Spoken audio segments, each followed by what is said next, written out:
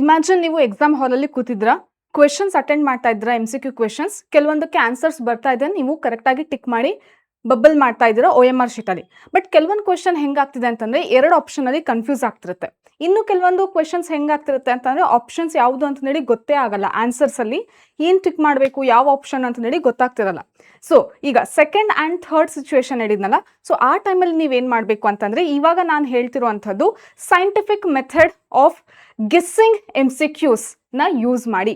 So ಇದನ್ನು use ಮಾಡಿದರೆ ಏನಾಗುತ್ತೆ ಅಂದರೆ ಕಂಪ್ಲೀಟಾಗಿ ಅವಲಕ್ಕಿ ಪವಲಕ್ಕಿ ಮಾಡೋದಾಗಲಿ ಅಥವಾ ಇಂಕಿ ಪಿಂಕಿ ಪಾಂಕಿ ಮಾಡೋದಾಗಲಿ, ಅದ್ರ ಬದಲಿಗೆ ಏನಾದರೂ ಸ್ವಲ್ಪ ಲಾಜಿಕ್ ಯೂಸ್ ಮಾಡಿಕೊಂಡು ಆನ್ಸರ್ಸ್ ಮಾಡಿದರೆ ಮೇ ಬಿ 25% ಚಾನ್ಸ್ ಇರುತ್ತೆ ಆ ಆನ್ಸರ್ ಕರೆಕ್ಟ್ ಆಗ್ಬೋದು ಅಂತ.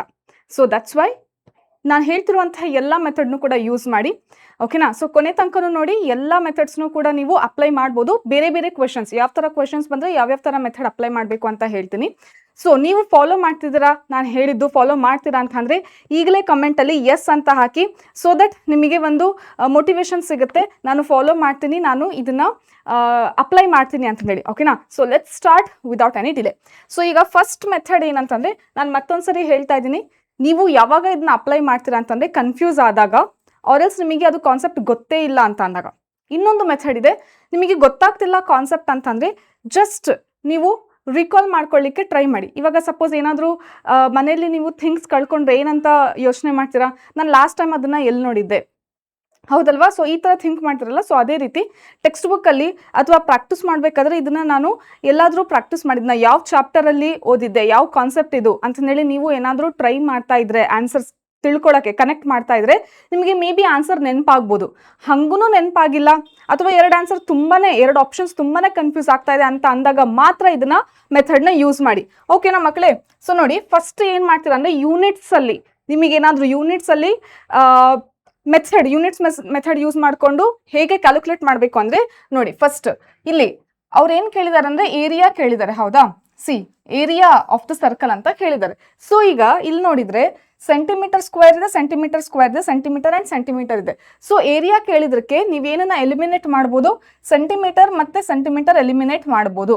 ಇನ್ನು ಮಿಕ್ಕಿರುವಂಥ ಎರಡು ಆಪ್ಷನಲ್ಲಿ ಏನು ಮಾಡ್ಬೋದು, ಈಸಿಯಾಗಿ ಕ್ಯಾಲ್ಕುಲೇಟ್ ಮಾಡ್ಬೋದು. ಸೊ 7 ಹೇಳಿದ್ದಾರೆ ಅಂತ ಅಂದರೆ ದಟ್ ವಿಲ್ ಬಿ πr² ಅಂತ ಯೂಸ್ ಮಾಡಿಕೊಂಡು ನೀವು ಕ್ಯಾಲ್ಕುಲೇಟ್ ಮಾಡ್ಬೋದು. ಅಂತ ಅಂದರೆ ನೋಡಿದ ತಕ್ಷಣವೇ ಕೆಲವೊಂದು ಆಪ್ಷನ್ಸ್ನ ಎಲಿಮಿನೇಟ್ ಮಾಡ್ಬೋದು. ಇನ್ನು ಮಿಕ್ಕಿರುವಂತಹ ಎರಡು ಆಪ್ಷನಲ್ಲಿ ಹೇಗಾದರೂ ಮಾಡಿ ಸ್ವಲ್ಪ ಗೆಸ್ ಮಾಡಿ ಅಥವಾ ಏನೋ ಒಂದು ಕ್ಯಾಲ್ಕುಲೇಟ್ ಮಾಡಿ ಆನ್ಸರ್ನ ಮಾಡ್ಬೋದು, ಓಕೆನಾ. ಸೊ 50% ಅಂತೂ ನೀವು ಚಾನ್ಸ್ ಇದೆ ಕರೆಕ್ಟ್ ಆನ್ಸರ್ ಮಾಡಲಿಕ್ಕೆ. ಆ್ಯಂಡ್ ನಿಮಗೆ ಗೊತ್ತಿದೆ KCETಯಲ್ಲಿ ನೆಗೆಟಿವ್ ಮಾರ್ಕಿಂಗ್ ಇರೋದಿಲ್ಲ. ಸೊ ಯಾವುದೇ ಕ್ವೆಶನ್ ಇದ್ರೂ ಕೂಡ ಏನೋ ಒಂದು ಆನ್ಸರ್ ಟಿಕ್ ಮಾಡಿ ಬನ್ನಿ, ಯಾವುದು ಕೂಡ ಖಾಲಿ ಬಿಡಬೇಡಿ OMR ಶೀಟಲ್ಲಿ, ಗೊತ್ತಾಗ್ತಿದೆನಾ.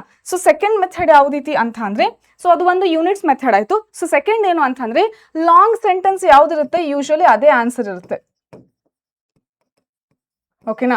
So long sentence, suppose ಇಲ್ಲಿ ನೋಡಿ ಈ ಕ್ವೆಶನ್ ಅಲ್ಲಿ ಏನಂತ ಕೇಳ್ತಾರೆ, ಅನ್ಟ್ರಾನ್ಸ್ಲೇಟೆಡ್ ರೀಜನ್ ಯಾವುದು ಅಂತ ಕೇಳ್ತಿದ್ದಾರೆ. ಸೊ ಇಲ್ಲಿ ಉದ್ದ ಸೆಂಟೆನ್ಸ್ ಇದೆ ಯಾವುದು ಅಂದರೆ C option. At both 3' and 5' ಅಂತ ಹೇಳಿ ಇಲ್ಲಿ ಇಷ್ಟು ಉದ್ದ ಸೆಂಟೆನ್ಸ್ ಇದೆ, ಹೌದಾ. ಸೊ ಯೂಶಲಿ ಮೋಸ್ಟ್ ಪ್ರಾಬಬ್ಲಿ ಹೆಂಗಾಗುತ್ತೆ ಅಂತಂದ್ರೆ ಆಪ್ಷನ್ಸ್ ಅಲ್ಲಿ ಯಾವ್ದು ದೊಡ್ಡ ಸೆಂಟೆನ್ಸ್ ಇರುತ್ತಲ್ಲ ಅದೇ ಮೆಜಾರಿಟಿ ಟೈಮು ಕರೆಕ್ಟ್ ಆನ್ಸರ್ ಆಗಿರುತ್ತೆ. ಸೊ ಈ ಮೆಥಡ್ನು ಕೂಡ ನೀವು ಯೂಸ್ ಮಾಡ್ಬೋದು.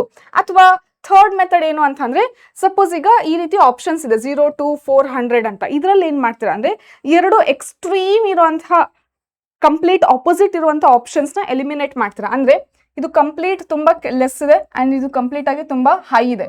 ಸೊ ಇದನ್ನ ಏನು ಮಾಡ್ತೀರಾ, ಜಸ್ಟ್ ಸೆಕೆಂಡ್. ಸೊ ಅದನ್ನ ಏನು ಮಾಡ್ತೀರಾ ಅಂತಂದರೆ ನೀವು ಎಲಿಮಿನೇಟ್ ಮಾಡ್ತೀರಾ, ಓಕೆ. ಇನ್ನು ಮಿಕ್ಕಿರುವಂಥದ್ದು ಯಾವುದು ಅಂತಂದರೆ 2 ಮತ್ತು 4. ಸೊ 2 ಮತ್ತು 4ಅಲ್ಲಿ ಯಾವುದಾದ್ರೂ ಒಂದು ಆನ್ಸರ್ ಆಗಿರುತ್ತೆ. ಸ್ವಲ್ಪ ಕ್ವೆಶನಲ್ಲಿ ಇರುವಂತಹ ನಂಬರ್ಸ್ ನೋಡ್ತೀರಾ, you try to just attend, formula ಹಾಕಿನೋ ಅಥವಾ ಏನೋ ಒಂದು ಅಟೆಂಡ್ ಮಾಡಲಿಕ್ಕೆ ಟ್ರೈ ಮಾಡ್ತೀರಾ, ಅದು ಎರಡರಲ್ಲಿ ಯಾವುದಾದ್ರೂ ಒಂದು ಕರೆಕ್ಟ್ ಆಪ್ಷನ್ ಇರುತ್ತೆ. ಸೊ ಈ ರೀತಿ ನೀವು ಮೆಥಡ್ನ ಯೂಸ್ ಮಾಡ್ಬೋದು.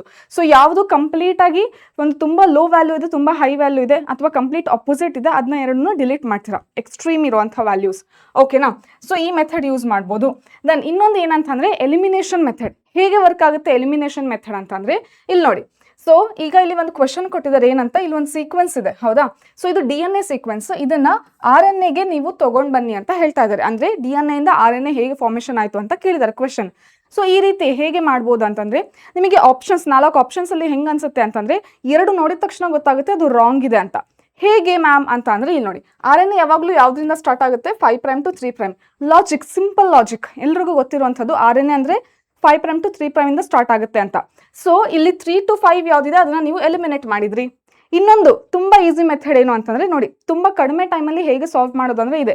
ಇಲ್ಲಿ ಇರುವಂಥದ್ದು ಕಂಪ್ಲೀಟಾಗಿ ನೀವು ಉಲ್ಟಾ ಏನು ಕಾಂಪ್ಲಿಮೆಂಟ್ರಿ ಬರೆದ್ಬಿಟ್ಟು ನೋಡ್ಕೊಳ್ಳೋವಂಥದ್ದು ಅವಶ್ಯಕತೆ ಇಲ್ಲವೇ ಇಲ್ಲ. ಹೇಗೆ ಈಸಿಯಾಗಿ ಮಾಡ್ಬೋದು ಅಂದರೆ ಇಲ್ಲಿ ನೋಡಿ, RNA ಇರೋದಕ್ಕೆ ಏನಿರಬೇಕು, ಯುರಾಸಿಲ್ ಇರಬೇಕು, ಥೈಮಿನ್ ಇರಬಾರ್ದು. ಸೊ ಯಾವ ಆಪ್ಷನಲ್ಲಿ ಯುರಾಸಿಲ್ ಇದೆ ಅದೇ ಕರೆಕ್ಟ್ ಆನ್ಸರ್. ಗೊತ್ತಾಯ್ತಾ? ಸೊ ಹೇಗೆ 2 ಸೆಕೆಂಡ್ಸಲ್ಲಿ ಸಾಲ್ವ್ ಮಾಡಿದ್ರಿ ಅಂತ, without actually converting or doing it into complementary manner. Complete ಆಗಿ ಅದನ್ನ ದೊಡ್ಡ ಸೀಕ್ವೆನ್ಸ್ ಇರ್ತಿದ್ರು. ನಾನು ಚಿಕ್ಕ ಎಕ್ಸಾಂಪಲ್ ತೊಗೊಂಡಿರೋದು. ಆ್ಯಕ್ಚುಲ್ ಆಗಿ ನಿಮಗೆ ಕ್ವಶನಲ್ಲಿ ದೊಡ್ಡ ಸೀಕ್ವೆನ್ಸ್ ಕೊಟ್ಟಿರ್ತಾರೆ. ಸೊ ಅದನ್ನು ನೀವು ಏನು ಮಾಡಿಲ್ಲ, ಕಾಂಪ್ಲಿಮೆಂಟ್ರಿ ಆಗಿ ಮಾಡಿ ನೋಡಲಿಲ್ಲ. ಜಸ್ಟ್ ಏನು ಮಾಡಿದ್ರಿ, 2 ಆಪ್ಷನ್ನ ಎಲಿಮಿನೇಟ್ ಮಾಡಿದ್ರಿ. ಗೊತ್ತಿರುವಂಥ ಲಾಜಿಕ್, ಸಿಂಪಲ್ ಬೇಸಿಕ್ ನಾಲೆಡ್ಜಿಂದ ಈಸಿಯಾಗಿ ಹೇಗೆ ಆನ್ಸರ್ ಮಾಡ್ಬೋದು ಅಂತ ಗೊತ್ತಾಗ್ತಿದೆನಾ? So you just eliminated 2 options. ಯಾವುದು ಕಂಪ್ಲೀಟಾಗಿ ರಾಂಗ್ ಅನ್ಸುತ್ತೆ ಅದನ್ನು ಎಲಿಮಿನೇಟ್ ಮಾಡ್ತೀರಾ. ಇನ್ನು ಮಿಕ್ಕಿರೋ 2ರಲ್ಲಿನೂ ಕೂಡ ಸಿಂಪಲ್ ಲಾಜಿಕ್ ಟೆಕ್ನಿಕ್ ಯೂಸ್ ಮಾಡಿಕೊಂಡು ಆನ್ಸರ್ ಮಾಡ್ತೀರಾ. So this method is again very very useful. Then ಇನ್ನೊಂದು ಏನಂತಂದರೆ, ಯಾವಾಗಲೂ ಆನ್ಸರ್ಸ್ ಯಾವ ರೀತಿ ಇರುತ್ತೆ ಅಂತಂದರೆ 2 ಸಿಮಿಲರ್ ಆಪ್ಷನ್ಸ್ ಇರುತ್ತೆ. ಓಕೆನಾ? ಸೊ ಇಲ್ಲಿ ಸಿಮಿಲರ್ ಆಪ್ಷನ್ ಇರೋದು ಯಾವುದು ಅಂದರೆ 5 ಮತ್ತು -5. ಇದರಲ್ಲಿ ನೆಕ್ಸ್ಟ್ ಕ್ವಶನಲ್ಲಿ ನೋಡ್ತೀರಾ, ಯಾವುದಾದ್ರೂ ಏನಾದರೂ ನೆಗೆಟಿವ್ ಆನ್ಸರ್ ಬರೋ ರೀತಿ ಇದೆನಾ ಅಥವಾ ಪಾಸಿಟಿವ್ ಆನ್ಸರ್ ಬರೋ ರೀತಿ ಇದೆನಾ ಅಂತಂದೇಳಿ ನೋಡ್ಕೊತೀರಾ. ಸೊ ಅವಾಗ ನಿಮಗೆ ಯಾವುದಾದ್ರೂ ಒಂದು ಆನ್ಸರ್ ಕರೆಕ್ಟಾಗಿ ಸಿಗುತ್ತೆ. ಸೊ 2 ಸಿಮಿಲರ್ ಆಪ್ಷನ್ಸ್ ಯಾವಾಗಲೂ ಇಟ್ಟಿರ್ತಾರೆ ಯೂಶ್ವಲಿ. ಓಕೆನಾ? ಅಥವಾ ಪವರ್ಸ್ ಅಲ್ಲಿನೂ ಕೂಡ 2 ಸಿಮಿಲರ್ ಪವರ್ಸ್ ಇರುತ್ತೆ. ಸೊ ಆ ರೀತಿ ಬಂದಾಗ ಏನು ಮಾಡ್ತೀರಾ ಅಂತಂದರೆ ಅವೆರಡರಲ್ಲಿ ಯಾವುದಾದ್ರೂ ಒಂದಿರುತ್ತೆ, ನೋಡ್ಕೊಂಬಿಟ್ಟು ಆನ್ಸರ್ ಮಾಡ್ತೀರಾ. So this is again another method. Then ಇನ್ನೊಂದು ಏನು ಮೆಥಡ್ ಅಂತ ಅಂದರೆ, ನಿಮಗೆ ಆಪ್ಷನ್ಸಲ್ಲಿ ಕೊನೆಗೆ ಏನಂತ ಕೊಟ್ಟಿರ್ತಾರೆ, ಆಲ್ ಆಫ್ ದ ಅಬವ್ ಅಂತ ಇರುತ್ತೆ. ಸೊ ಮೆಜಾರಿಟಿ ಟೈಮ್ 90% ಏನಾಗುತ್ತೆ ಅಂತಂದರೆ 90% ಆಫ್ ದ ಟೈಮ್ ಏನಾಗುತ್ತೆ, ಆಲ್ ಆಫ್ ದ ಅಬವ್ ಇದ್ದಿದ್ದು ಕರೆಕ್ಟ್ ಆನ್ಸರ್ ಆಗುತ್ತೆ. Then none of the above ಇರೋದು majority of the time wrong answer ಆಗುತ್ತೆ. ಸೊ ಈ ಮೆಥಡ್ನ ಕೂಡ ಯೂಸ್ ಮಾಡ್ಬೋದು. All of the above is correct, none of the above is wrong. Okay, so ಇದು. And again ನಿಮಗೆ answer ಕರೆಕ್ಟಾಗಿ ಗೊತ್ತಿತ್ತು ಅಂತಂದರೆ ಡೋಂಟ್ ಯೂಸ್ ದಿಸ್. ಯಾವಾಗ ಆನ್ಸರ್ ಗೊತ್ತಿಲ್ಲ ಅವಾಗ ಮಾತ್ರ ಈ ರೀತಿ ಮೆಥಡ್ನ ಟ್ರೈ ಮಾಡಿ. ಮತ್ತೆ ಮ್ಯಾಮ್ ಹೇಳಿದ್ರು ನನಗೆ ನಾನು ಆಪ್ಷನ್ಸ್ ಓದಿಲ್ದಂಗೆ ಆಲ್ ಆಫ್ ದ ಅಬೋ ಹಾಕ್ಬಿಟ್ಟೆ ಅಂತಂದರೆ that will be very very wrong method. ಅರ್ಥ ಆಯ್ತಾ? ನಿಮಗೆ ಆಪ್ಷನ್ಸ್ ಓದಿದ್ದೀರಾ, ಗೊತ್ತಿದೆ ಆನ್ಸರ್ ಅಂತ ಅಂದರೆ ನೀವು ಆನ್ಸರ್ನ ಟಿಕ್ ಮಾಡಿ. ಬಟ್ ಗೊತ್ತೇ ಇಲ್ಲ ಅಂತ ಅಂದಾಗ you can use this method.